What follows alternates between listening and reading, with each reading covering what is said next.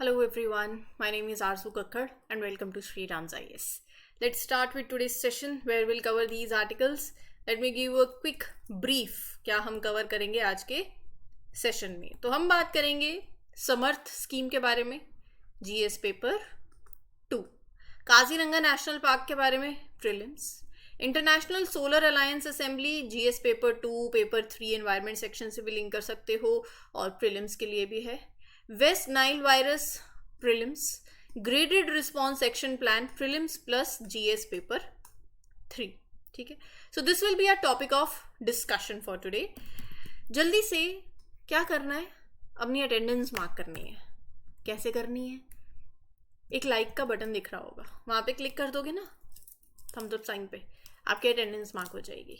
Comment section आपके पास है, please do share your feedbacks. You can, I do read the comments, और जो comments मैं पढ़ती हूँ, जब मुझे पता चलता है कि आपको सेशंस अच्छे लग रहे हैं, मुझे बहुत खुशी होती है, बहुत मोटिवेशन मिलती है कि आपकी प्रिपरेशन में योगदान दे पा रहे हैं.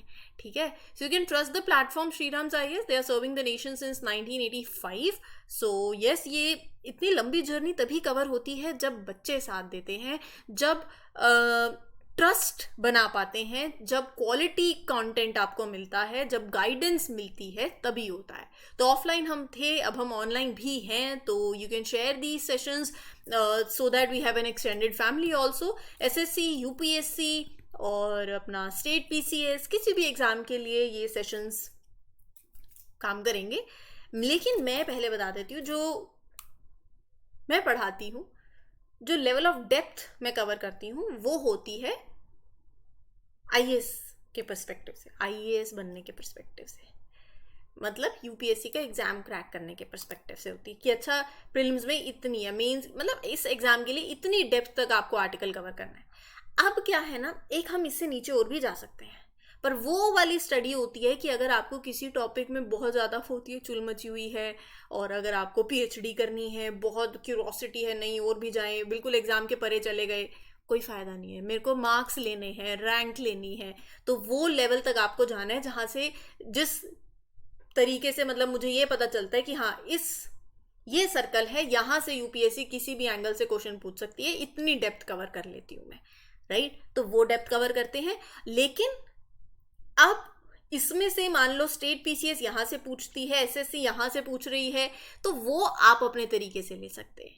ठीक है, जैसे अगर कोई फैक्चुअल क्वेश्चन स्टेट PCS पूछ लेती है या SSC पूछ लेती है, UPSC थोड़ा सा एनालिसिस सेक्शन में ज़्यादा चली जाती है, तो एग्जाम टू एग्जाम डिपेंड करता है. आर्टिकल वही है, लेकिन आपको देखना है कि आपके एग्जाम के पर्सपेक्टिव से वो किस लेवल ऑफ डेप्थ तक, या ये पॉइंट मेरे यहाँ से एग्जाम में पूछा जाएगा.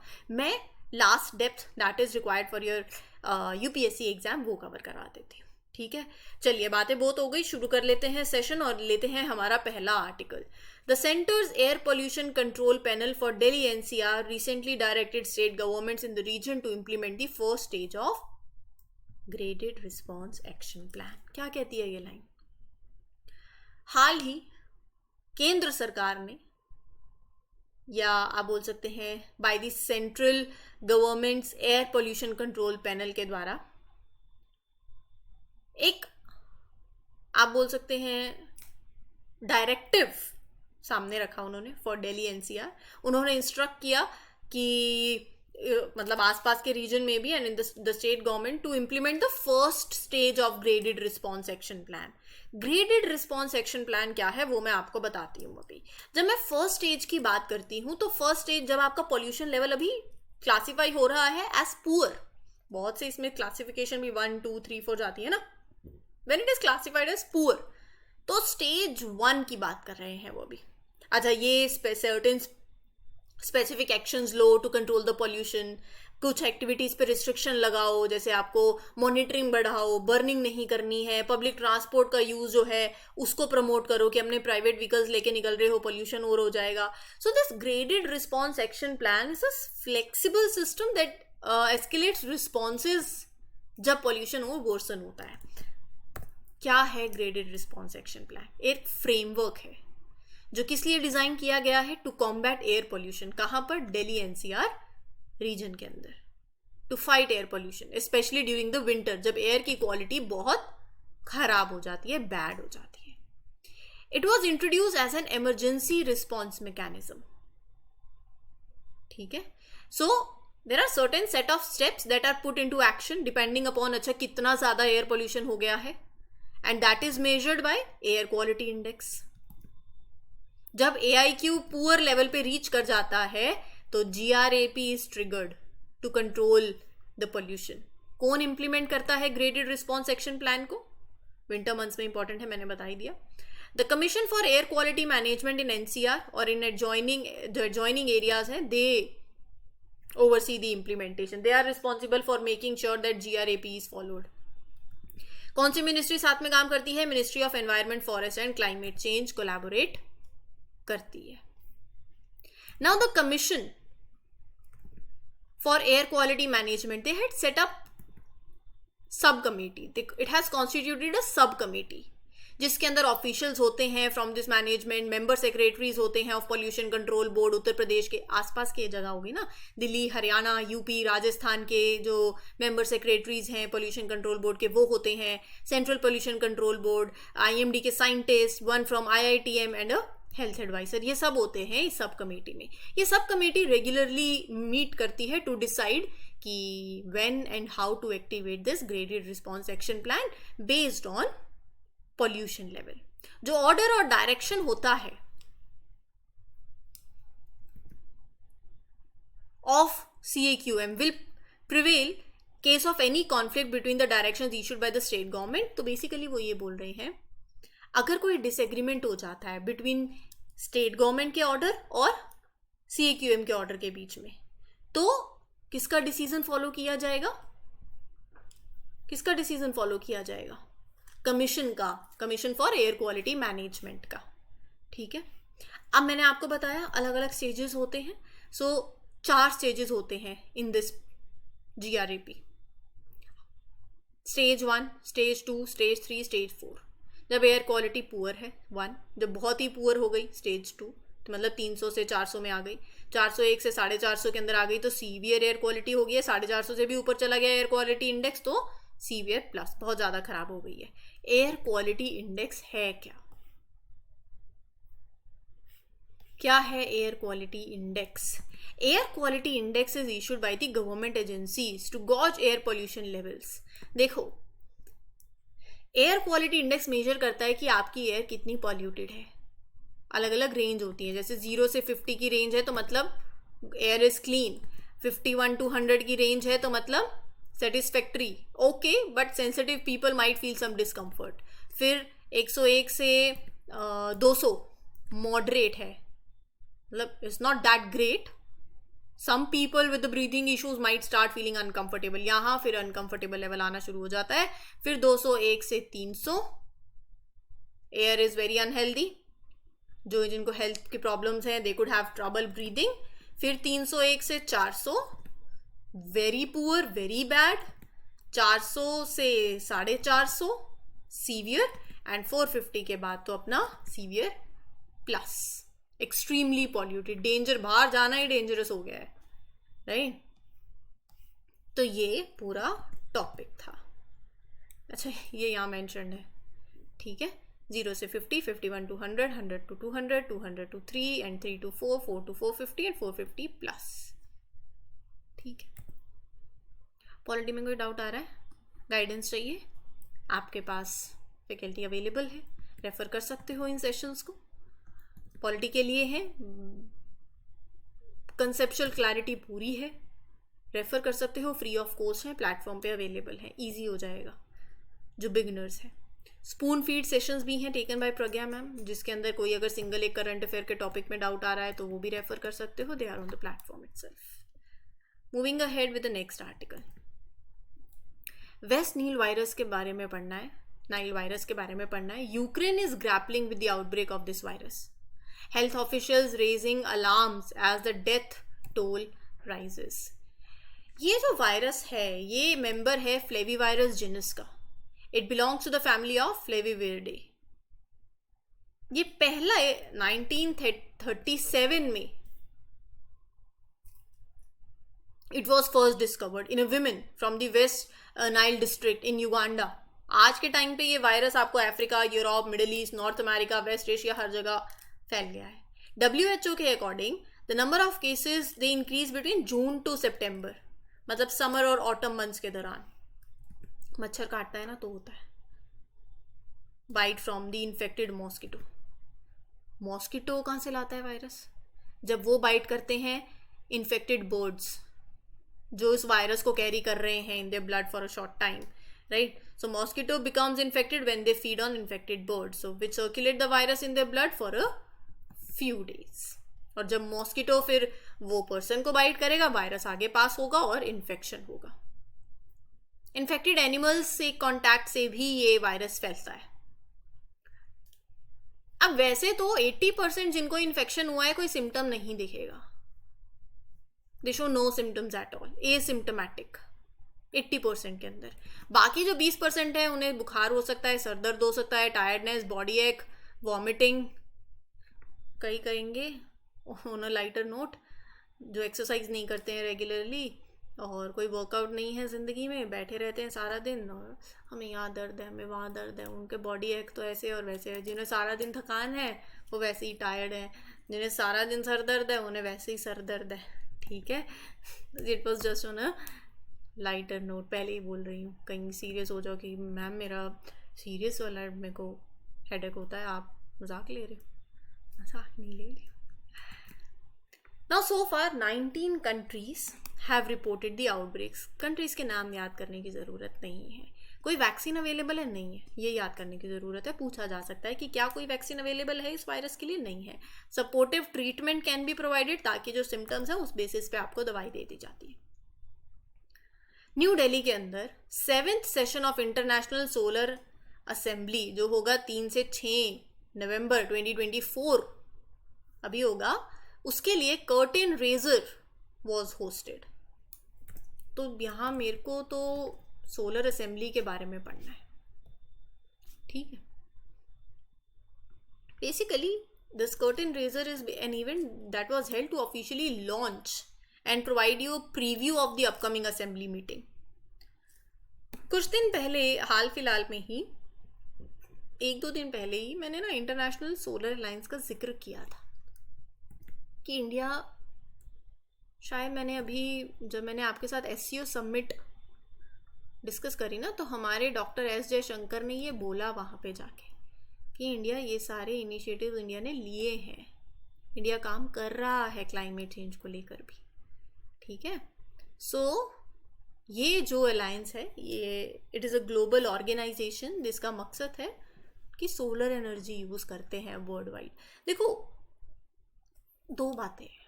एक ना, आपका एक देश है जो डेवलप हो चुका है और एक जो है वो डेवलपिंग है। तो मैं थोड़ा सा अगर हल्का सा इधर जा रही हूँ, एक है डेवलप्ड और एक है डेवलपिंग। डेवलप्ड वाला बोलेगा कि बिल्कुल अब ये कोयले का यूज़ नहीं करना है, सीधा EVs वो सोलर एनर्जी पे चले जाओ, ठीक है?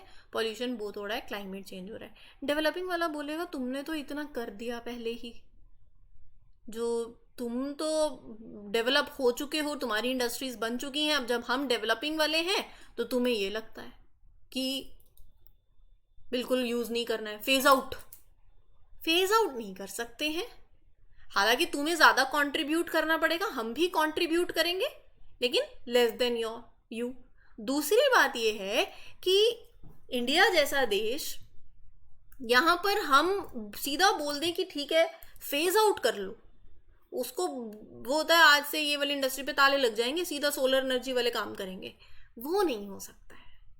ट्रांजिशन होता है, एक यहाँ से यहाँ जाना है ना, तो एक स्मूथ ट्रांजिशन है, राइट? हम उस पर काम कर रहे हैं, क्योंकि वैसे एम्प्लॉयमेंट अपॉर्चुनिटीज भी जनरेट होंगी, तो वैसे स्किलिंग भी चाहिए।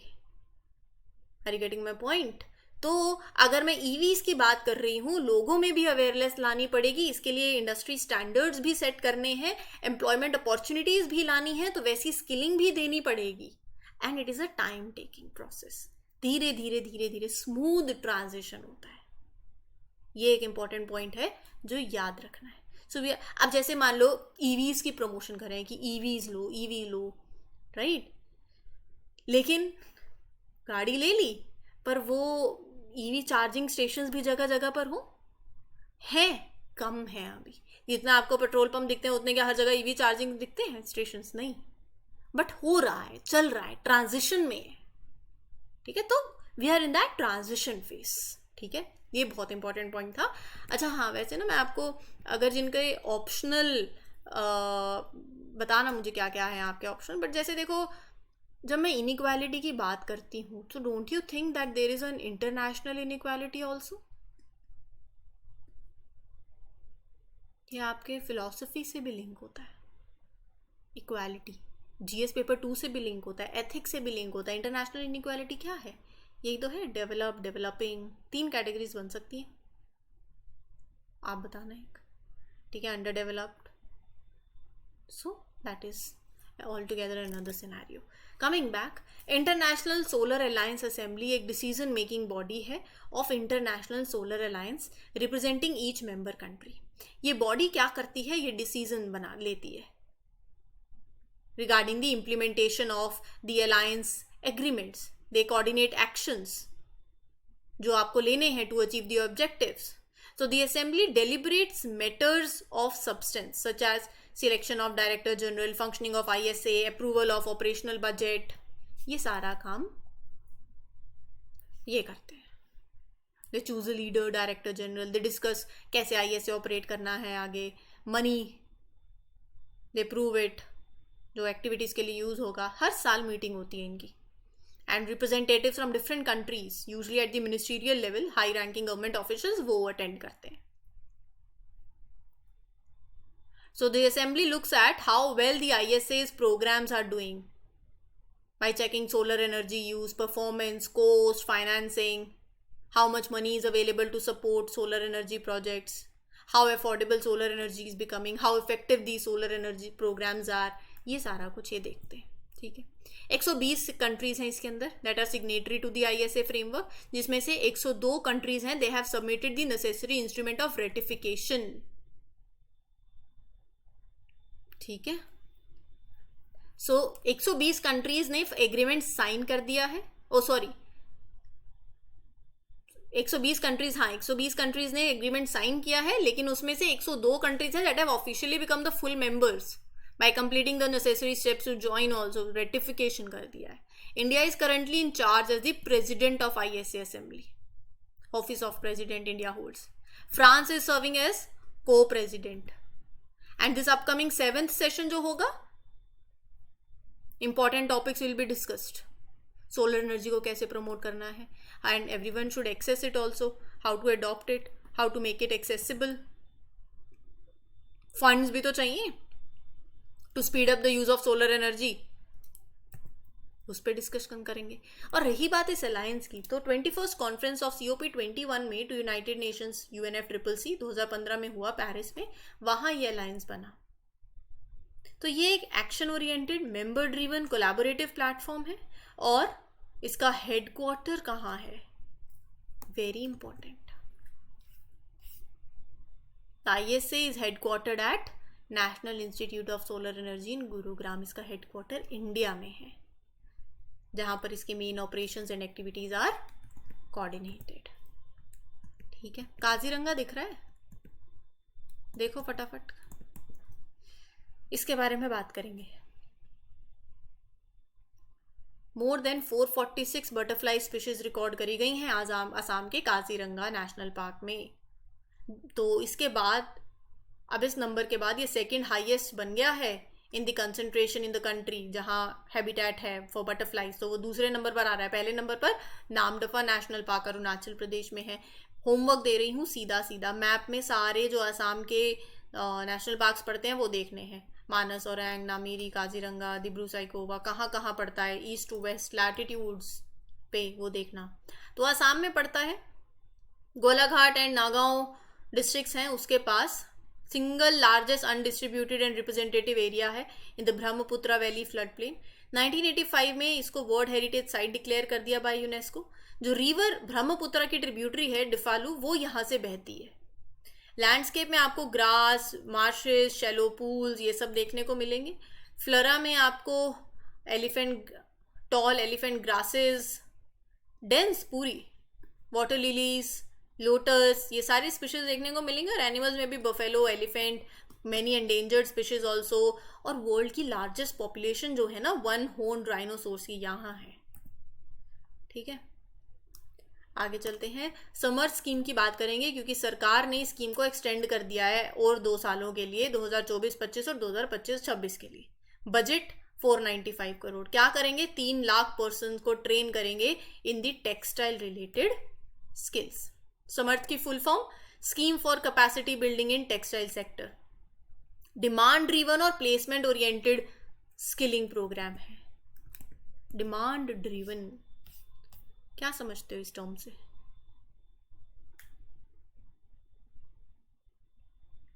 जैसा इंडस्ट्री डिमांड कर रही है वैसी स्किलिंग आप दे रहे हो।